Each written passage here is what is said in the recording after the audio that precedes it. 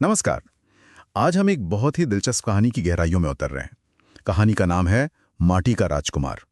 और हमारे पास जो स्रोत हैं वो बताते हैं कि ये एक अमर प्रेम कथा है। हाँ, बिल्कुल। एक ऐसी कहानी जो समय से परे है। तो ये कहानी हमें ले जाती है मृत्तिका राज्य। मृत्तिका, हाँ। नाम से ही लगता है कि मिट्टी की कला, मिट्टी की कारीगरी के लिए ये जगह मशहूर होगी। बिल्कुल, बहुत जानी मानी जगह थी।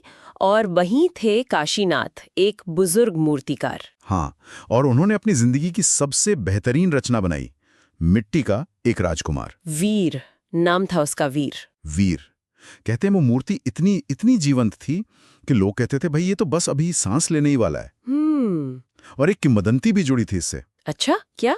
कि अगर सच्चा प्यार मतलब कोई सच्चे दिल से इसे छू ले तो ये मिट्टी का पुतला जिंदा हो सकता है। ये दिलचस्प बात है। मतलब स्रोत कहते हैं कि वो राजकुमार न पूरी तरह जिंदा था, न पूरी तरह बेजान। वो मिट्टी का एक रूप था बस, जिसमें कह सकते हैं एक संभावना थी। और प्रेम ने उसे असल में एक वजूद दिया। मतलब ये सिर्फ कोई जादू का खेल नहीं था, ये एक तरह से अस्तित्व का जन्म था। और ये प्रेम किसके रूप में आया? राजकुमारी अनाया। हाँ, अनाया। कहानी बताती है वो निडर थी, समझदार थी। पर अकेली थी शायद। मन में एक खालीपन था। बिल्कुल। और जब उसने वीर की मूर्ति देखी हाँ, तो उसे कुछ अलग महसूस हुआ। हाँ। उसे उन मिट्टी की आंखों में सिर्फ पत्थर या मिट्टी नहीं दिखी, उसे दया दिखी, हिम्मत दिखी और एक दर्द सा महसूस हुआ। सही कहा। और फिर उसने बिना सोचे बस एक पल में वीर का हाथ थाम लिया। और कहते हैं जैसे ही उसने छुआ, मिट्टी में एक हलचल हुई, हल्की सी गर्माहट फैली और वीर ने आंखें खोल दी। कमाल है। मतलब माटी का राजकुमार सचमुच जिंदा हो गया। हाँ, सांस लेने लगा। लेकिन जाहिर सी बात है, ऐसा चमत्कार समाज को आसानी से हजम नहीं होता। बिल्कुल नहीं। मंत्रीगण, दरबारी, वो सब क्या कह रहे थे? वो तो इसे अभिशाप कह रहे थे, बुरा शगुन मान रहे थे। क्यों? उनके लिए ये अपवित्र था, सिंहासन के लिए खतरा। कोई मिट्टी का बना हुआ जिंदा हो जाए और राजकुमारी उससे जुड़ जाए, ये तो नियमों के बिल्कुल खिलाफ था। व्यवस्था पर सवाल। हाँ। तो राजा ने क्या किया? उन्होंने एक शर्त रखी। शर्त? अच्छा। हाँ, वीर को अपनी काबिलियत साबित करनी होगी। 3 कठिन परीक्षाएं। 3 परीक्षाएं? कौन कौन सी? पहली थी बुद्धि की, दूसरी बल की, और तीसरी आत्म बलिदान की। ओहो, आत्म बलिदान, ये तो बहुत कठिन है। बहुत। और ये सिर्फ बाधाएं नहीं थीं, ये असल में उसके गुणों की परख थी। क्या मिट्टी का शरीर होते हुए भी उसमें वो इंसानी जज्बात, वो हिम्मत है? हाँ, तो पहली परीक्षा बुद्धि की, वो क्या थी? एक बहुत ही जटिल भूल भुलैया। अच्छा, और वीर ने पार कर ली? हाँ, अपनी शांत नजर और गहरी समझ से। ये दिखाता है कि उसकी बुद्धि शायद अलग थी, ज्यादा सहज।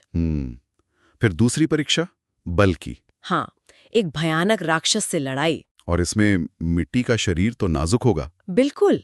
लड़ाई में उसका शरीर टूटने लगा, चोटें आईं, लेकिन उसका इरादा, उसका संकल्प जरा भी नहीं डिगा। और वो जीत गया। वो जीत गया। ये बात सोचने वाली है। शरीर मिट्टी का, पर हिम्मत। हाँ, हिम्मत किसी भी इंसान से बढ़कर। ये दिखाता है कि असली ताकत शायद जिस्म में नहीं, इरादे में होती है। सही कहा। और फिर आई तीसरी सबसे मुश्किल परीक्षा, आत्म बलिदान की। हाँ, हुआ ये कि राज्य में भयानक सूखा पड़ गया, अकाल जैसे हालात।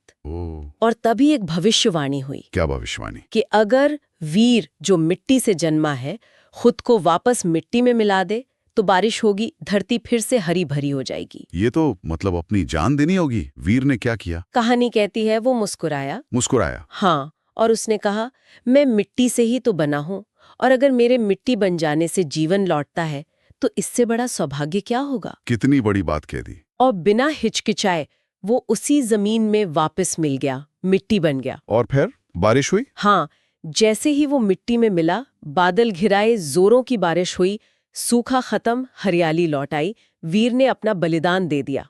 लगता है कहानी यहाँ खत्म हो गई।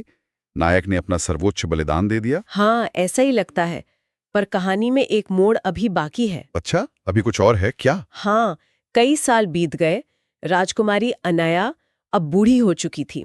वो उसी जगह गई जहां वीर मिट्टी में मिला था, और उसने वहां वीर के याद में उसी मिट्टी से एक छोटा सा पौधा लगाया। पौधा लगाया? हाँ, ये सिर्फ पौधा लगाना नहीं था, ये उम्मीद को सींचना था, उस प्रेम को जिंदा रखना था। और फिर उस पौधे का क्या हुआ? कहते हैं वो पौधा बड़ा हुआ और उससे एक नया जीवन पनपा। नया जीवन मतलब? एक बच्चा पैदा हुआ और उस बच्चे की आंखें, हाँ, वो आंखें बिल्कुल वैसी ही थीं जैसी कभी माटी के राजकुमार वीर की थीं। अरे, तो मतलब उसका बलिदान व्यर्थ नहीं गया, प्रेम ने कोई और रूप ले लिया। बिल्कुल, यही तो इस कहानी की खूबसूरती है।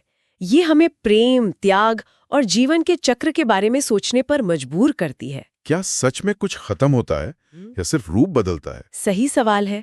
क्या सच्चा प्यार और बलिदान मौत के बाद भी किसी न किसी तरह जिंदा रह सकते हैं? ये सवाल कहानी सुनने वालों के लिए छोड़ जाती है, सोचने के लिए, महसूस करने के लिए।